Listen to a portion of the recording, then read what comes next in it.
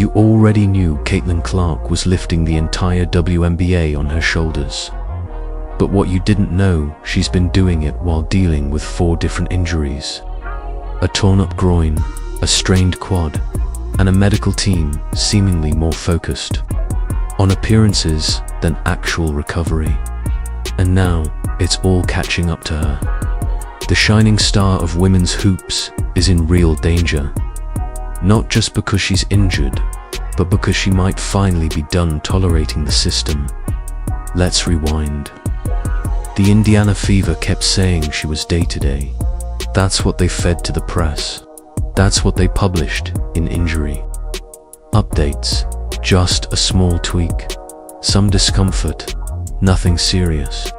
But behind closed doors, the reality was louder, harsher. League insiders and top-tier NBA physicians whispered the truth. It wasn't one injury. It was 4, both groins strained, one after the other. A compromised quad, and a movement pattern that was all wrong. She was breaking down, and still, they played her. If you want the real, unfiltered story, hit subscribe. Because this isn't the version that gets pushed in highlight reels. This is the reality. The face of the league is being treated like a throwaway player. Let's be blunt. If this were LeBron or Steph, they'd be off the court, in rehab chambers, sipping protein, shakes under supervision, and resting for weeks. But Clark, she was tossed back into the grind, like her injuries didn't exist. Minutes piling up. Expectations increasing. Why? Because the Fever ran, maybe the league itself couldn't afford to rest her. She had to play. For the money. For the media. For the tickets. And she gave them everything. Until her body couldn't anymore. Let's talk science groin. Injuries aren't twisted ankles. They don't heal on command. These are slow healing, delicate injuries that demand careful rehab. They're soft tissue nightmares. You can't walk it off. You can't just slap on ice and soldier through. You need structure. You need precision. Because the second your body tries to compensate, you open the door to more damage. That's what happened to Clark. One groin gave way, then the other, then the quad. Then came the limp. Then came that moment caught on camera where the most composed, focused athlete in the sport looked like she had nothing left. And who stepped up for her? Nobody. Not the team execs, not the league, not even her coach, who kept rotating her, like she wasn't carrying 3 injuries. So, what did Caitlin do?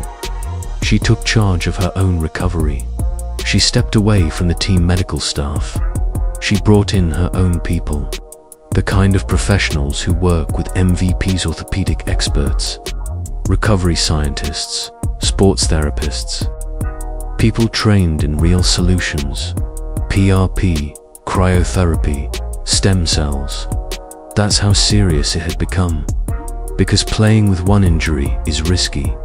Playing with 4, that's career suicide. So what went wrong in Indiana? This isn't just about doctors. It's about culture. From the very start, it looked like the Fever didn't know what they had. Clark wasn't just another draft picture, was a generational figure. But they didn't protect her. They didn't pace her.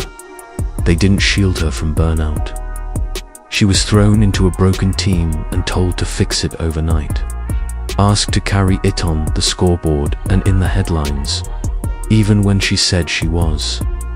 In pain, she kept getting shoved into long shifts, big matchups, and overwhelming media demands. Even when she kept delivering deep threes, big assists, they wanted more. That's not leadership. That's exploitation.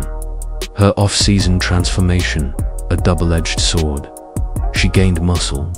She got stronger to prepare for the physical play of the league. But the rapid muscle gain came with consequences. It changed the way she moved, her stride, her agility. If your nervous system doesn't catch up to those physical changes, injuries start stacking up. And that's what happened. New muscle, non-stop pressure, no recovery plan, a recipe for breakdown. The fans, they saw through it. This wasn't about box scores anymore. This was about trust. They expected the league to protect its superstar. But instead, they watched her wear down. They saw her limp, her wince, her tears. This is a player who never flinches, who plays through contact, through traps. So when she finally looked like she was breaking, fans knew the damage was real. And here's the bigger issue. This isn't just Indiana's problem. It's a WNBA problem. The league has long been criticized for underfunding player health, for poor travel standards, for skimping on recovery facilities. Caitlin Clark just made the problem impossible to ignore. She's the most visible example, but she won't be the last if things don't change. Now, here's the hopeful part. Clark's not done, far from it. With elite care, she can come back. Better than ever. Groin injuries are fixable if managed right. And Clark is now doing exactly that. She's not just healing. She's reclaiming power over her health, her schedule, her future. So, what happens now? The WNBA is on notice. Will they fix this? Will they support their stars? Will they change the way they treat players? Or will they keep pretending this didn't happen? Because here's what fans are saying loud and clear. If Caitlin Clark's health was the cost of growing this league, it's too high. Let's not forget, Clark didn't ask to be the league's savior. She just wanted to play. But when your jersey is the top seller in the nation, when your name fills arenas, you don't get to pick your role. And she's stepping into hers on her own terms. The cameras are rolling. The fans are watching. The sponsors are alert. And if Caitlin's comeback is anything like her rise, it won't just heal her hit, might change the league forever.